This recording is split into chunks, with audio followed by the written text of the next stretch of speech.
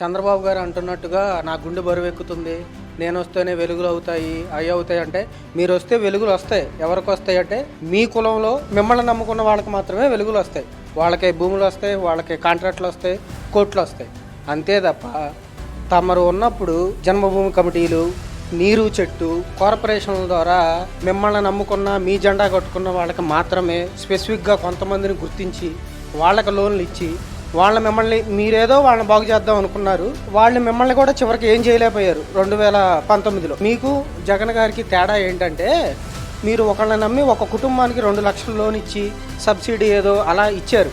అలా కాదు, ఈరోజు ప్రతి ఒక్క వర్గాన్ని, ప్రతి ఒక్క కులాన్ని, చిన్నపిల్లల నుంచి అమ్మఒడి దగ్గర నుంచి విద్యా దీవెన, వసతి దీవెన, జగనన్న తోడు, ఆసరా, చేయూత, అలాగే ఆర్థికంగా వెనకబడిన అగ్రవర్ణ కులాల వాళ్ళకు కూడా కొంత చేయూత, వాళ్ళ జీవితాలు ఏవో మారిపోతాయని కాదు. ఆ 45,000కి, 50,000కి, 15,000కి వాళ్ళకి ఒక భరోసా.